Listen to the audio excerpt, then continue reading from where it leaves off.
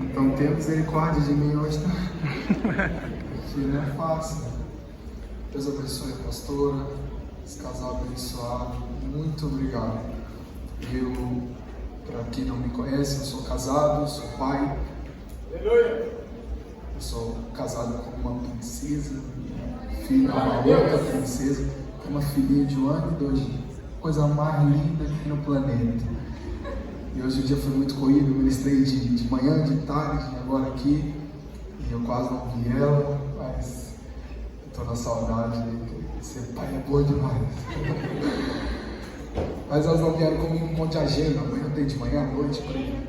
Mas muito obrigado, Deus abençoe o cantor, Lucas. Deus te abençoe, viu? Que prazer que o Senhor continue te usando. A todos os pastores obreiros aqui, Deus te abençoe. Deus abençoe. João capítulo 1, quem achou diz amém? Amém. Versículo 19. Este é o testemunho de João, quando os judeus mandaram de Jerusalém sacerdotes e levitas para que lhe perguntassem: quem és tu? E confessou e não negou, confessou: eu não sou o Cristo. E perguntaram-lhe: então quem és? Pois és tu Elias? E disse: não sou. És tu o profeta? E respondeu dizendo: não. Disseram-lhe, pois, quem és, para que demos respostas àqueles que nos enviaram? Que dizes de ti mesmo? Ele disse: só a voz do que clama no deserto, endireitai o caminho do Senhor, como disse o profeta Isaías.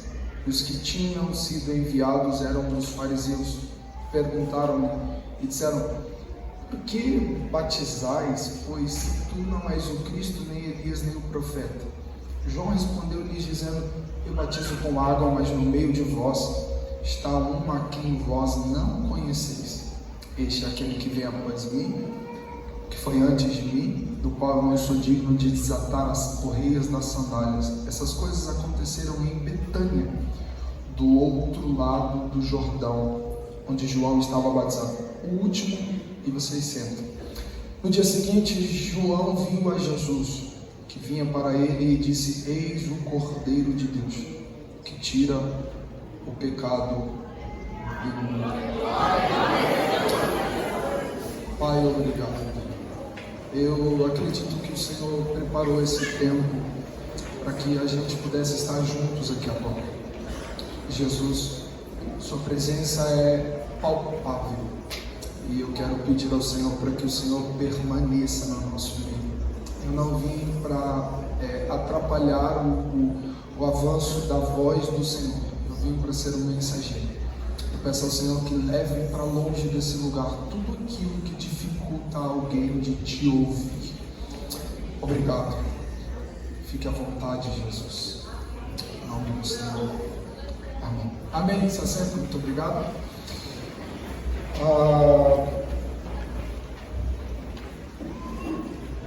Muito obrigado.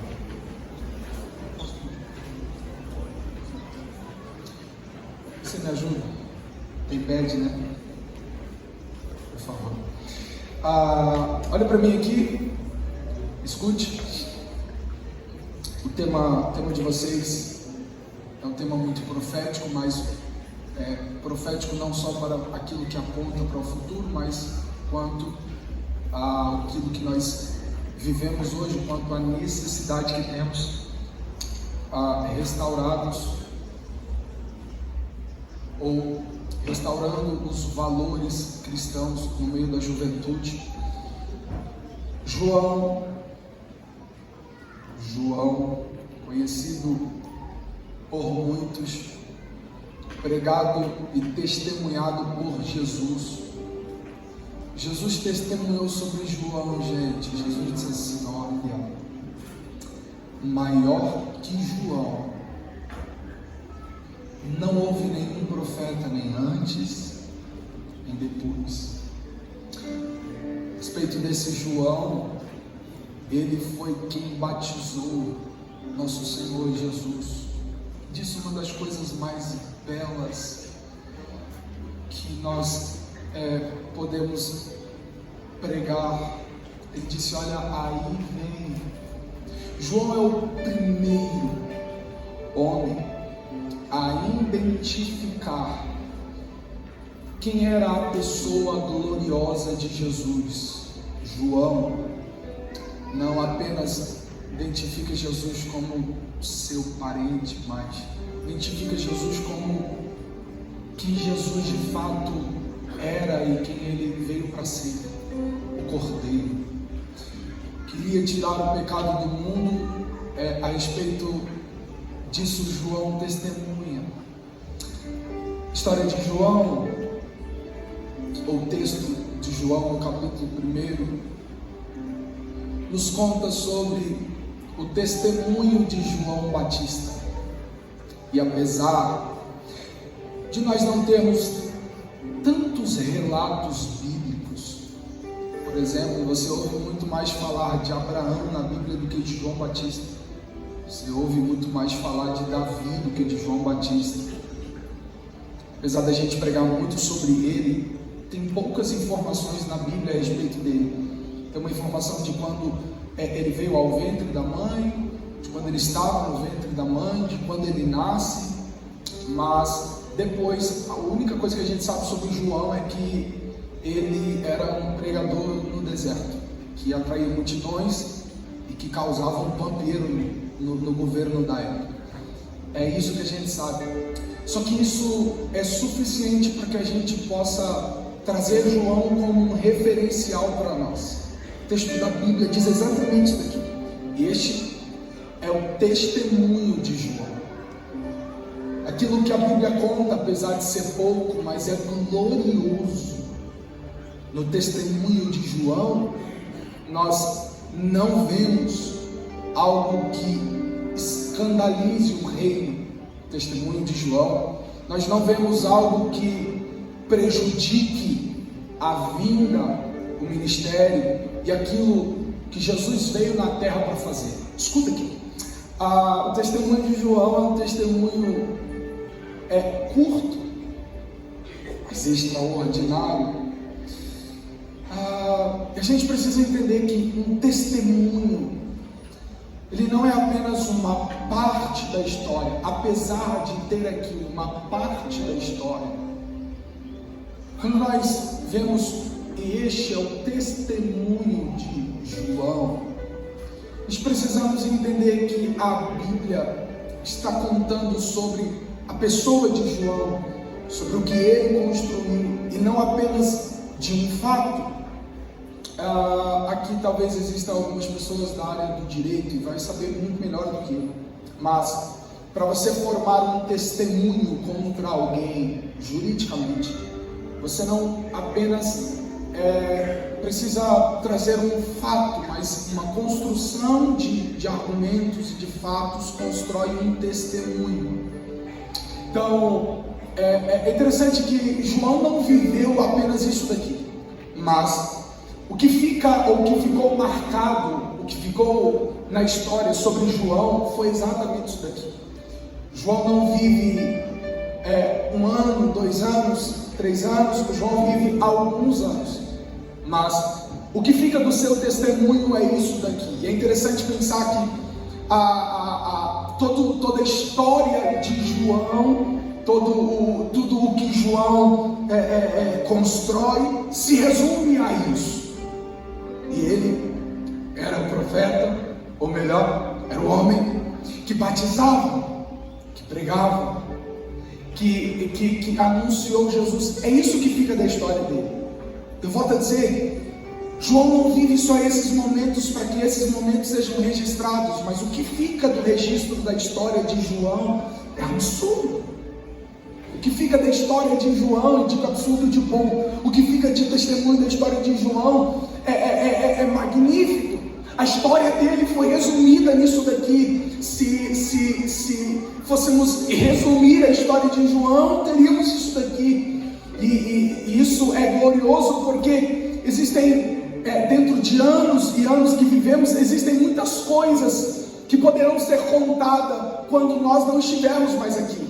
Poderão contar sobre nós que trabalhamos muito, que nos esforçamos muito, que talvez oramos muito ou que não oramos nada, que nos esforçamos, que participamos do congresso.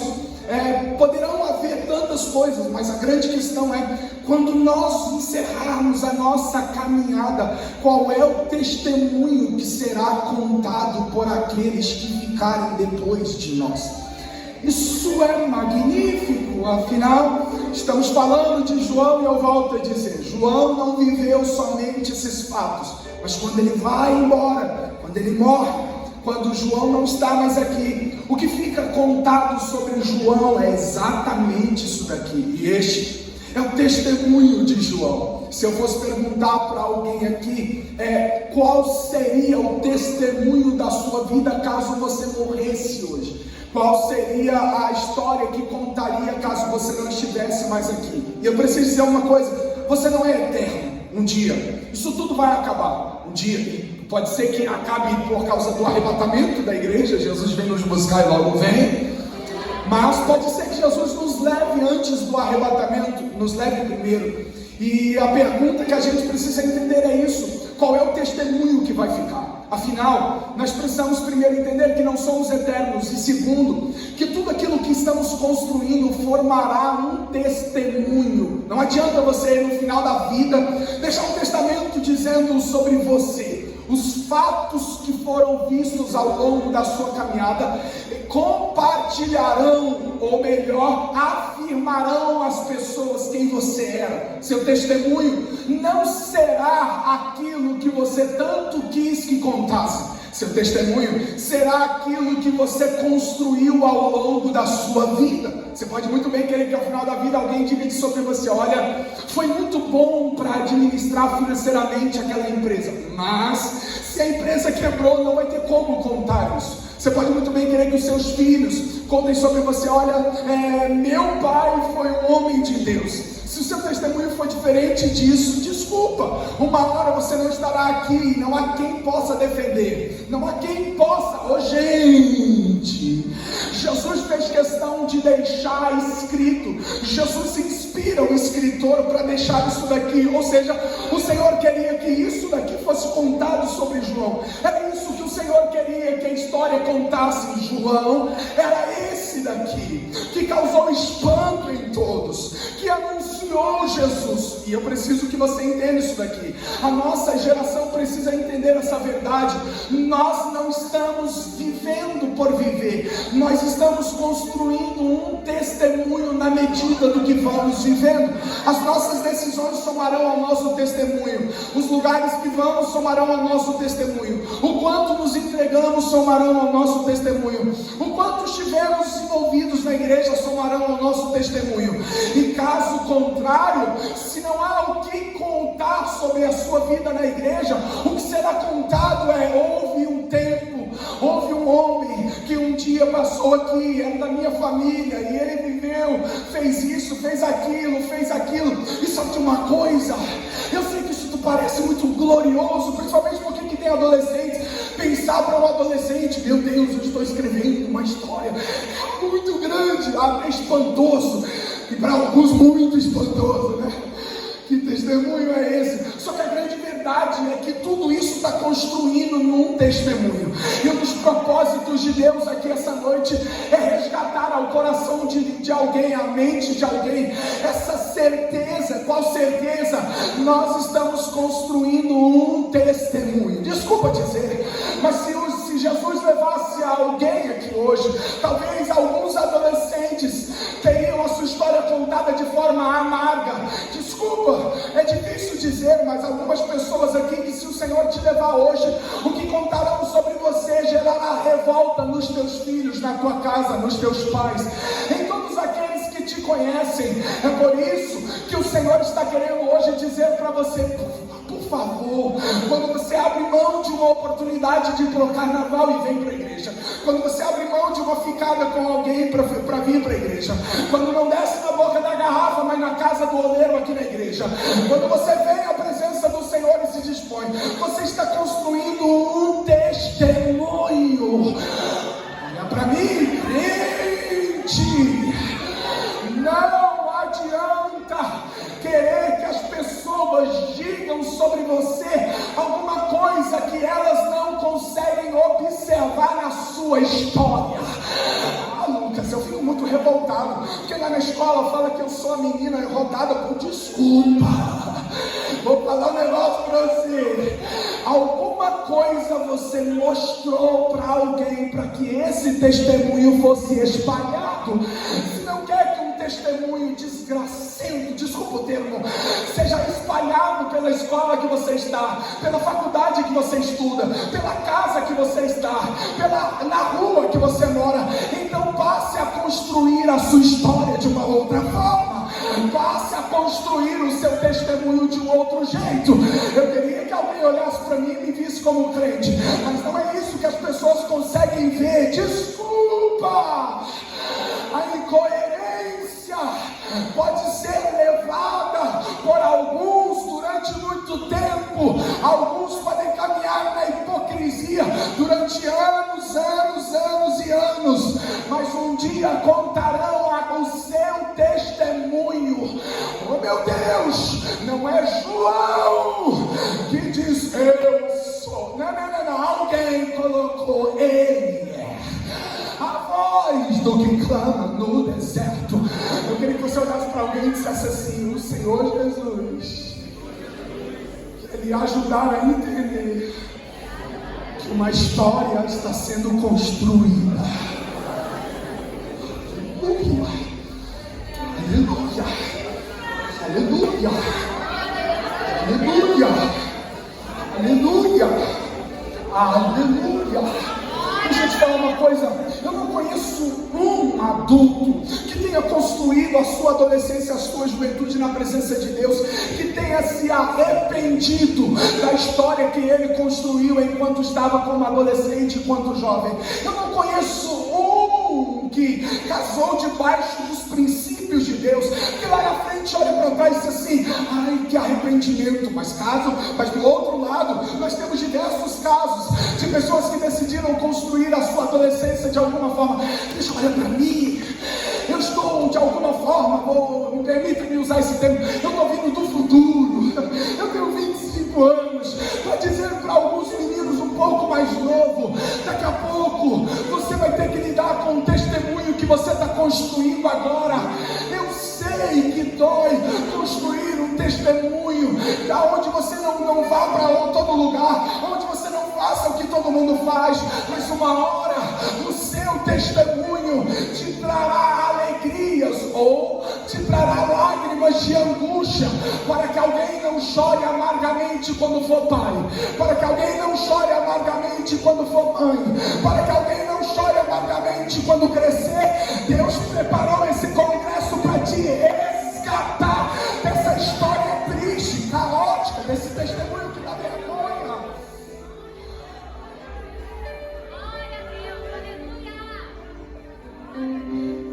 Este é o testemunho de João.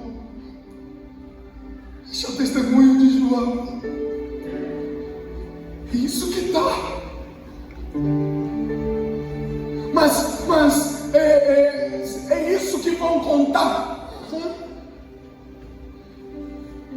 Não tem como. Não tem como chegar lá na frente e se alegrar com um testemunho, quando o meu testemunho foi construído, envolvido na carnalidade. Olha para mim, uma das coisas mais doídas de algumas pessoas, mesmo depois que aceita Jesus, é ter que olhar para trás e ver aquele testemunho. Sabe, tem tanta coisa para você construir essa história de outro jeito. Deus tem falado tanto para a sua história ser levada para um outro rumo. E aqui eu vou dizer para você: agradeça a Deus, porque o que está acontecendo aqui é uma oportunidade que Deus está te dando de começar a mudar aquilo que está sendo construído.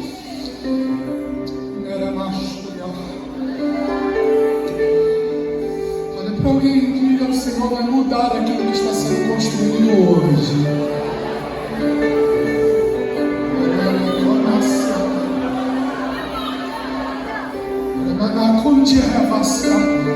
Meninos, rapazes e moças, os jovens e adolescentes, agora eu falo só para vocês. Os outros irmãos, me ouça. Nossa geração vai passar. Sabe o que eu tenho me preocupado muito? Eu sou filho de pastor, eu congrego numa igreja, lidero adolescentes na igreja que eu congrego. Sabe o que eu tenho me preocupado muito com a minha geração? É porque a nossa geração não tem preocupado tanto com o testemunho que nós deixaremos para a próxima geração. Nós estamos construindo a nossa história de um jeito distante dos propósitos de Deus. Nada contra você buscar as coisas dessa vida, mas isso não pode sufocar o seu desejo de ir ao céu. Desculpa dizer, mas o que está sendo contado por aí, infelizmente, é que o testemunho da nossa geração é um testemunho onde eles não suportaram entrar na faculdade e continuar crente.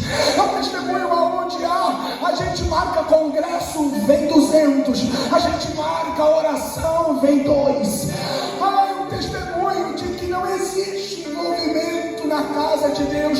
O que estão contando, ou que se nada mudar, contará da nossa geração daqui a 30 anos, é que a nossa geração foi a geração que menos se voltou para o casamento como Deus ordena em toda a história.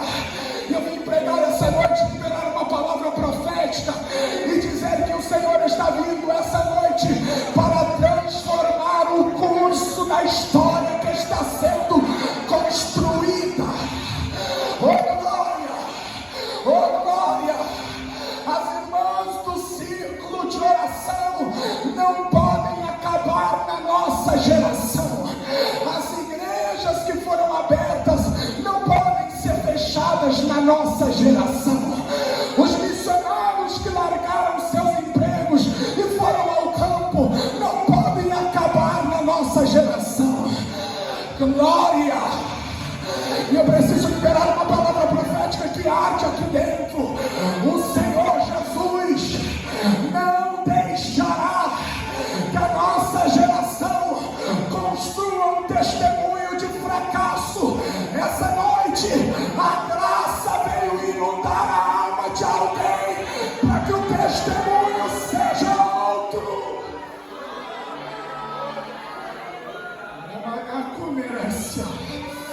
As próximas líderes do círculo de oração estão no meio dessas meninas aí. Os próximos pastores da nossa geração estão no meio dessa juventude aí. Oh glória! E eu sei que a gente está no tempo de guerra ideológica, espiritual, intelectual. Dizem tudo sobre a gente, e principalmente para que a gente não venha se posicionar como crente. Mas eu creio que o Senhor levantará valentes no nosso meio, para que o que contem na nossa geração seja aliar um povo forte, destemido, cheio da graça, cheio do Espírito. Eu não sei se você quer participar, mas Deus está construindo uma história para transformar a história dessa geração. E o convite de Deus é para que alguém se aliste no exército que Ele está levantando para mudar a história que está sendo contada. Estou sentindo Jesus aqui. Pede licença para alguém, pega na mão desse crente aí, por favor. Branacando remenácia, o que menesturiava, olha no olho dele, olha. Diga: Deus está levantando um grupo para mudar um testemunho que está sendo contado ou que está sendo construído.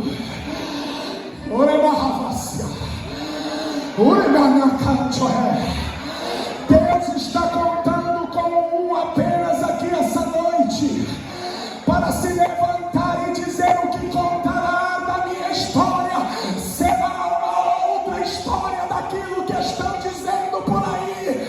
Eu sei que para ganhar muito dinheiro, muitos se alistam na turma.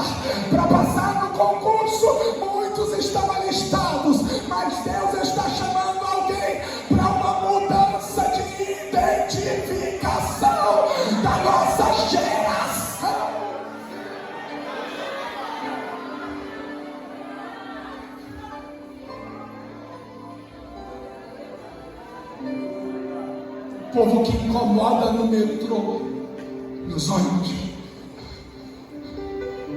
não irão acabar na nossa geração. Não pode acabar, gente.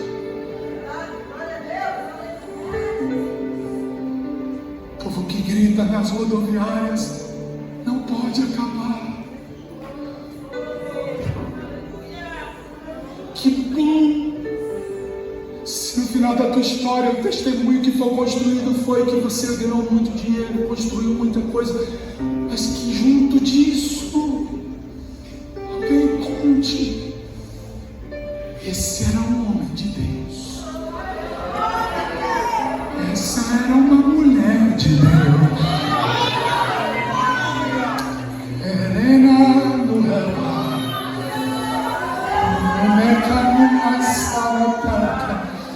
Eu estou sentindo, eu estou pregando, eu sinto algo vindo com uma graça para o nosso meio aqui. Eu sinto algo vindo sobre essa igreja. E tem uma coisa, ainda que você olhe para a construção da sua história e veja um testemunho que te gere vergonha, eu vim apresentar o Deus que nos vivificou quando ainda estávamos mortos nas ofensas e no pecado. Alguém crê nesse Deus que escolhe, que muda, que transforma, que deseja escrever algo novo, mesmo quando o passado foi caótico? Se quiser me ouvir carregado de culpa, a escolha é sua. Mas se quiser abrir o teu coração para que a graça te aliste essa noite, não estamos falando do que já aconteceu. O que já foi escrito não vai ser apagado da história. Mas uma coisa é certa: o Senhor pode mudar o restante daquilo que está sendo escrito. Ô menina, pode ser que você tenha chegado aqui hoje já com um encontro marcado para o final desse culto, para ir para algum canto do carnaval aí fora. Ó rapaz, pode ser que você tenha chegado e esteja até dentro do seu bolso aí um maço de cigarro para você voltar a fumar. Só que o Senhor está dando a oportunidade para que seja lançado sobre ele no altar essa noite todo o passado, todo o testemunho fracassado, toda a história caótica, para que ele reescreva com os olhos da graça. Irmão, eu estou sentindo algo de Deus aqui. Levanta a sua mão. Erga, segura a tua mão no alto. Eu não vim pregar para gente perfeita, senão eu não estaria aqui. Eu vim pregar para gente normal, para gente que já passou por coisas caóticas, para gente que vem para o culto e que às vezes fica sendo dominada pela culpa, dizendo: eu não posso, eu não posso, eu não posso, eu não posso. Deus está pregando na minha boca para alguém e está dizendo: avisa que a minha graça lista alguém para uma nova história agora. Alguém pode abrir a boca para adorar ao Senhor Jesus. Ele se ilude a prática.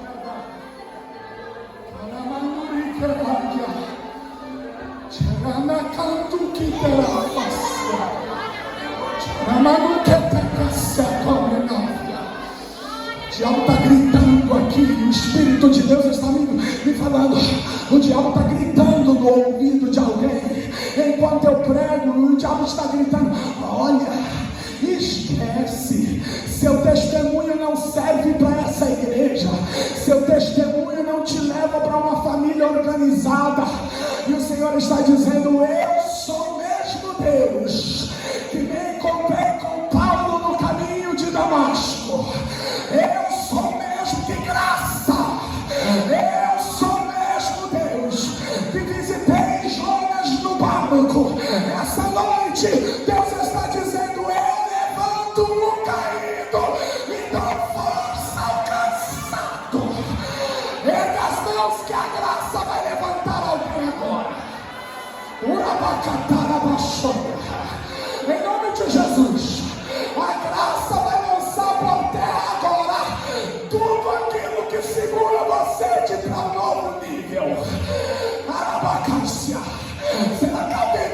comigo nesse negócio aqui.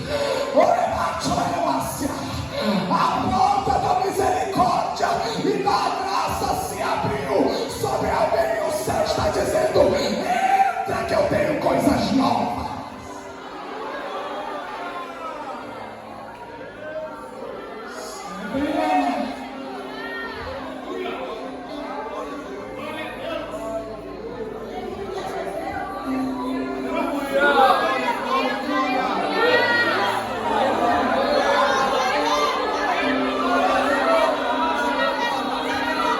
Teu pai não te quer por causa do teu testemunho. Teus amigos já te abandonaram por causa do teu testemunho. Tua esposa nem quer mais chorar por causa do teu testemunho. Mas a graça te abraça e te diz: eu construo algo novo agora. Eu não sei se alguém crê nos mistérios de Deus, mas o Espírito dessa igreja, o dono desse trabalho, desce essa noite para dizer: eu faço nova todas as coisas.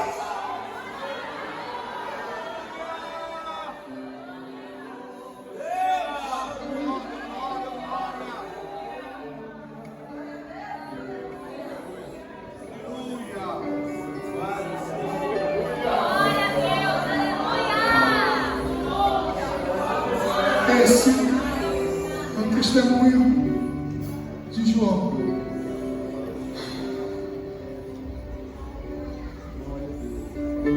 Este testemunho de João. Nós estamos lendo a história de um homem que não está mais aqui, mas que o que contam sobre ele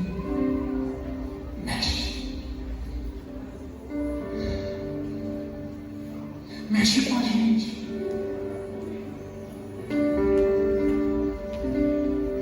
Sabe, a gente, todas as vezes que vamos contar, muito obrigado. Estou igual no consultório, né? Tão suave. Obrigado. Quando a gente vai contar a história de grandes homens que Deus levantou, a gente, não estou criticando, mas a gente sempre olha para o passado com todo respeito. Aleluia! Precisamos olhar para os que já passaram, mas precisamos querer que as próximas gerações olhem para nós. Paulo certa vez diz: olha, sede meus imitadores. Testemunho de João mexe. João não está pregando aqui, mas João que está com esse microfone hoje dizendo: gente, eu fiz isso. A Bíblia está contando algo que confronta, e o que confronta a gente é a história de um homem. João escreveu ou construiu seu testemunho em momentos difíceis, e aqui eu quero deixar claro, olha para mim, a bela história que nós vemos sobre João não é pela facilidade que ele teve para construir essa história. Repito, a bela história que contamos sobre João não é pela facilidade que ele teve para construir essa história. É só a gente lembrar que Adão e Eva caíram no jardim e Noé sobreviveu numa terra que foi rejeitada por Deus. Escute, a Bíblia diz que este é o testemunho de João.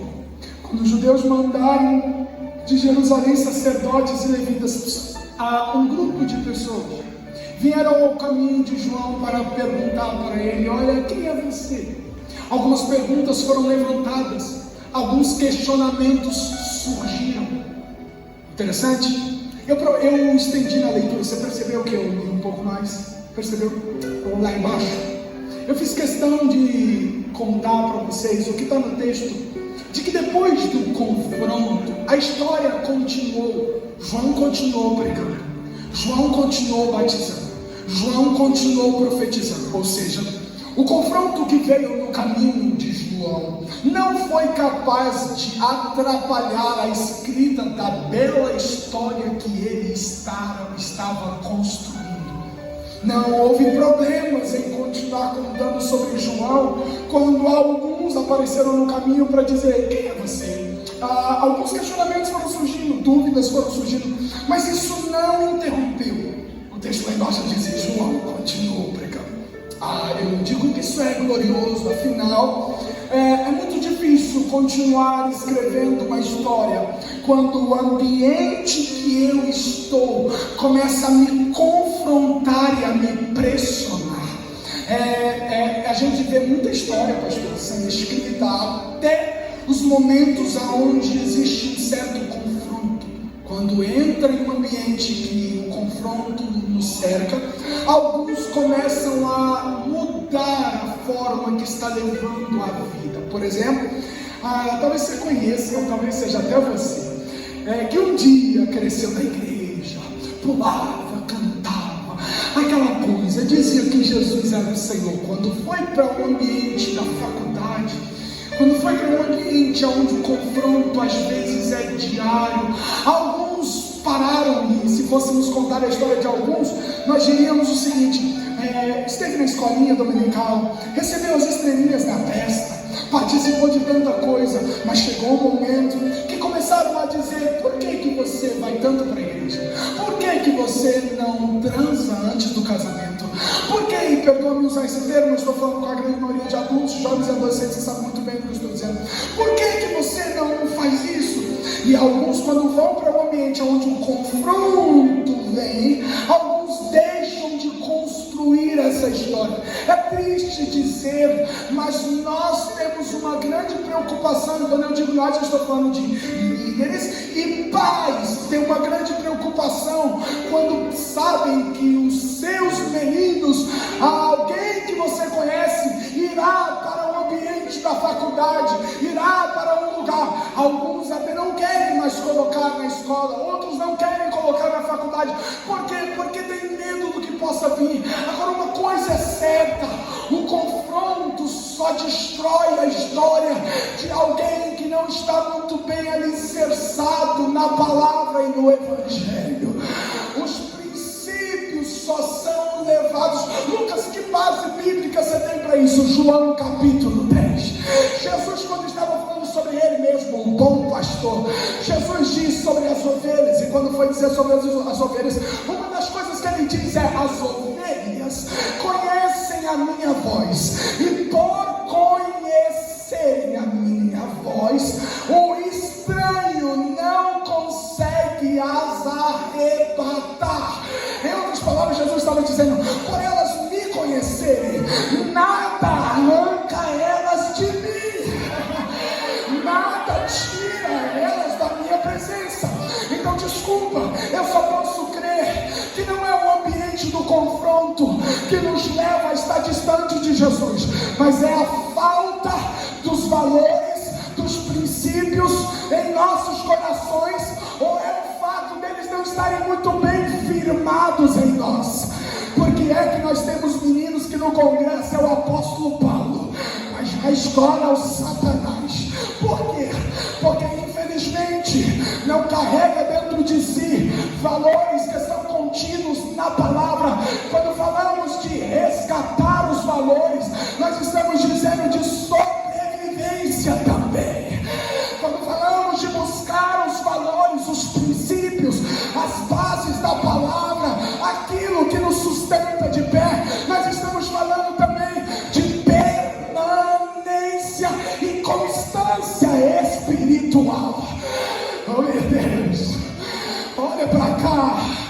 A gente precisa entender que João foi confrontado, mas que depois de ser confrontado, ou mesmo tendo o confronto, João continuou escrevendo a história. Qual é a dificuldade que nós estamos vendo hoje? Simples, é que todas as vezes que existe confronto, existe morte espiritual. E eu preciso dizer um negócio: Jesus tem muito interesse de te ver pulando como uma pipoquinha, eu creio aqui.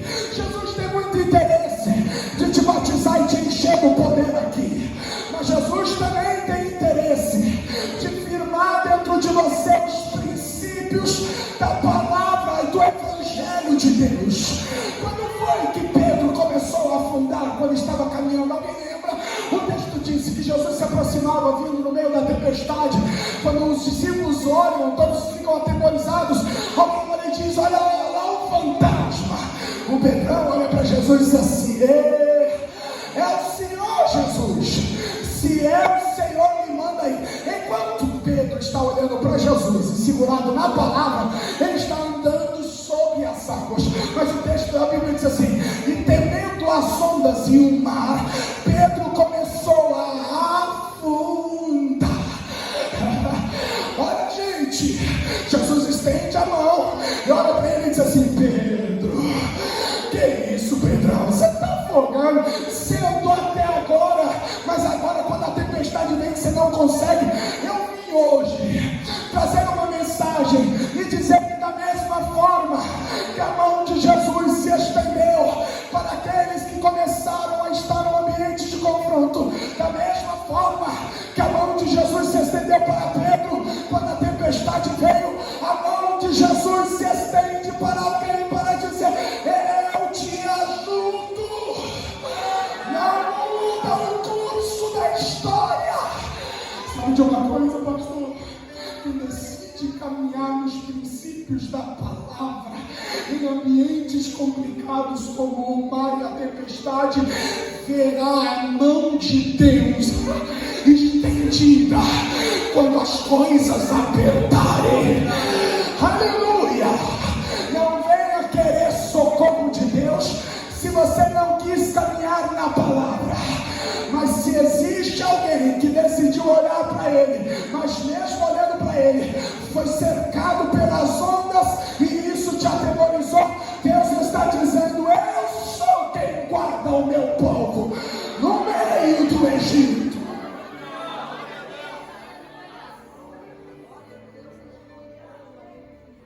Quando veio o confronto, a história não foi interrompida. Quando as coisas apertaram, a história não foi interrompida. Quando começaram a dizer: vai para a festa, a história não foi interrompida. Quando começaram a dizer: ele, esse Deus aí não existe, a história não foi interrompida. Que bom seria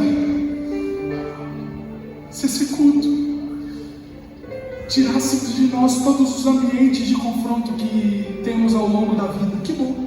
Que bom seria que se, quando acabasse isso aqui, a gente não tivesse mais que lidar com professores ideológicos, a gente não tivesse mais que lidar com tanta proposta pesada, a gente não tivesse que lidar com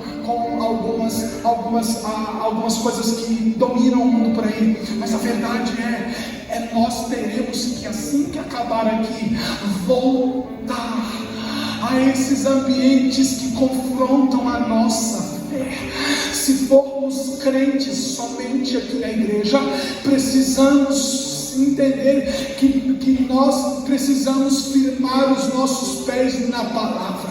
Se existe dificuldade de caminhar aonde não existe tranquilidade, então por favor, se renda diante dele, porque ele quer te fazer caminhar aonde ninguém caminha. E eu tenho uma palavra para alguém que entrou aqui essa noite. Eu creio que aonde alguém não sobreviveu, Deus vai te fazer escrever uma história. Pais que estão aqui, o Senhor toma a minha boca e diz: não temas, o Senhor é quem cuida dos teus e da tua casa. Lucas, eu estou com medo de botar na faculdade. Bota a palavra no coração dele e fique tranquilo, a Babilônia não conseguirá arrancar. E aqui vem uma coisa: os nossos meninos não resistem ao mundo, porque falta neles a força que dá a eles resistência. Oh, glória a Deus! É fácil demais escrever uma história de qualquer jeito. Difícil é conseguir viver na presença de Deus sem se voltar para a palavra que gera sobrevivência.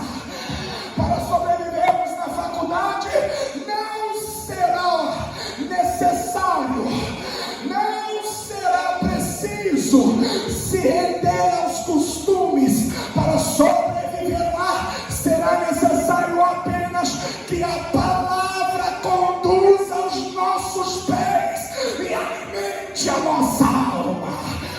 Eu queria que você olhasse para alguém que está perto de você e dissesse: o Senhor quer te ajudar a continuar essa história. Aleluia. Aleluia. Aleluia. Aleluia. Gosta de Jesus na igreja? Por que não fala dele lá?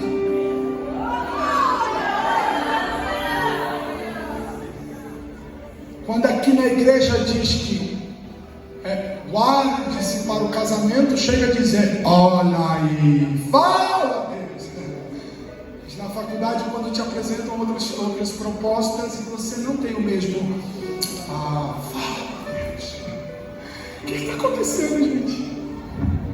Eu queria tanto dizer para você: olha, o Senhor vai te dar força para que todos os demônios nem se aproximem do seu caminho. Mas Efésios capítulo 6 diz assim: revestivos de toda a armadura de Deus, não para que o diabo saia, para que você esteja firme contra as astutas ciladas do diabo. Aleluia. Aleluia. O poder de Deus não vai tirar o diabo e as suas tentações do meu caminho. Mas tem uma coisa: o poder de Deus me capacitará para enfrentá-lo e sobreviver. Alguns, para sobreviver, abrem mão dos valores. E é disso que eu vim pregar essa noite. Chega de ter que abrir mão dos seus valores para sobreviver aonde te confrontam. Chega de mudar o tom da voz para ser legal no meio e não ser excluído. Chega de concordar, porque o mundo que vivemos, para termos sucessos, é necessário concordarmos com tudo e com todos. Mas o Senhor está dizendo: não é esse o caminho que eu tenho para você sobreviver lá dentro. Chega, não abra mais mão dos seus valores. Quem abre mão dos valores quando jovem, chorará quando adulto por ter aberto mão desses valores. Quem faz com que algumas coisas sejam agradáveis aos seus olhos, quando Deus não tem isso para a sua vida, em algum momento chorará amargamente. Olha para cá, eu estou trazendo uma palavra de confronto, eu estou trazendo uma palavra extremamente necessária, e eu vim dizer que está na hora de nos enchermos do poder do alto, da presença de Jesus, para que estejamos firmes e constantes, sempre abundantes na obra de Deus. Firmes, constantes, resgatar valores, é caminhar para a sobrevivência. Resgatar valores é conseguir continuar a nossa caminhada na presença de Deus. Eu vou terminar. Talvez haja alguém aqui, talvez não, vou ser mais certeiro, existe alguém que está aqui essa noite e que abriu mão dos valores para sobreviver aonde existe confronto. O Senhor está dizendo: eu quero te mostrar uma outra forma de sobreviver. Eu quero resgatar no teu coração. Tem gente me olhando que abriu mão, mas essa noite o Senhor está dizendo: resgate aquilo que você em algum momento abriu mão para sobreviver.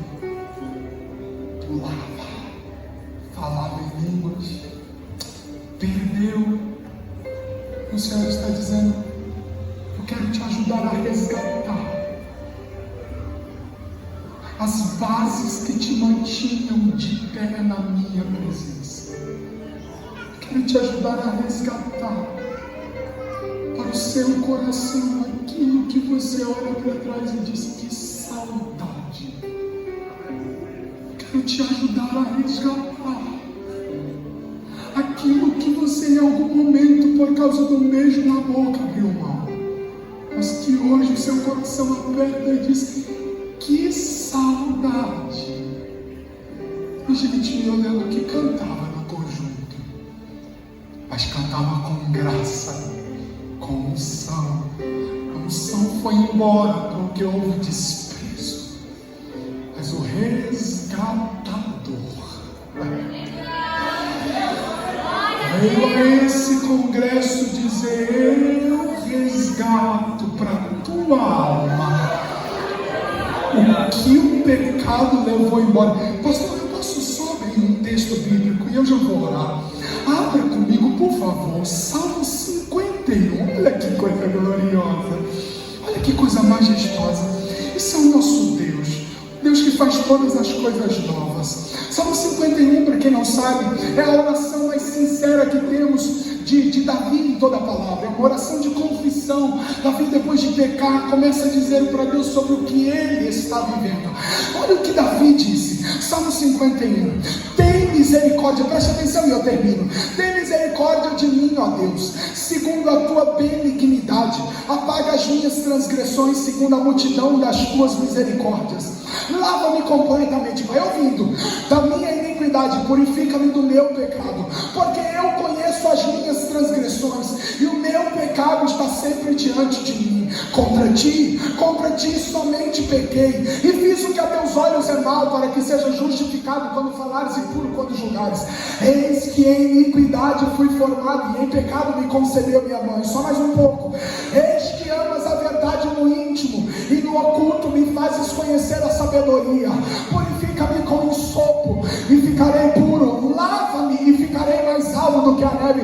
Faze-me ouvir júbilo e alegria, para que gozem os ossos que tu quebraste. Esconde a tua face dos meus pecados, apaga todas as minhas iniquidades. Agora olha para cá. Cria em mim, ó Deus, um coração puro, e renova em mim um espírito reto. Não me lances fora da tua presença, não retires de mim o teu espírito.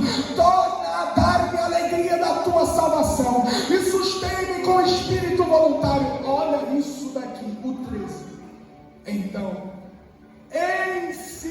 ensinarei aos transgressores os teus caminhos, e os pecadores a ti se converterão. Livra-me dos crimes de sangue, ó Deus, Deus da minha salvação, e a minha língua louvará altamente a tua voz. Abre, Senhor, os meus lábios, e a minha boca entoará o teu louvor. Em outras palavras, Davi estava dizendo: Senhor, eu creio que tu és quem resgata a minha alma daquilo que o pecado um dia levou.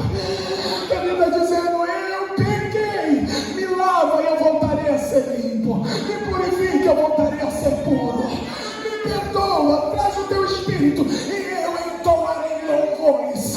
Eu vim dizer que eu vou orar por alguém. Esse é o Deus que eu vim pregar essa noite. Ele é resgatador das nossas almas.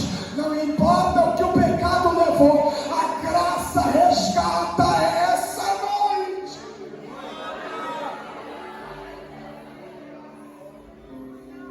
Quero orar por alguém. Eu quero orar por alguém que está longe de Jesus, por alguém que se distanciou, abriu mão dos seus valores ou dos valores da palavra, foi para longe. Pode até estar de camiseta, coisa mais linda do mundo, mas está longe. E o Senhor quer resgatar esses valores hoje. Eu queria saber, cadê a primeira pessoa? Eu não estou perguntando se tem, eu só quero saber cadê. Eu sei que tem. Aonde está a primeira pessoa que essa noite quer se render e dizer: Senhor, traz de volta aquilo que me fazia ter a alegria de viver. Aonde tem a primeira vida, aonde você está? Aonde você está? Aonde você está? Eu vou pedir ao Lucas, pastor Lucas, para me ajudar. A igreja pode ficar de pé, por favor?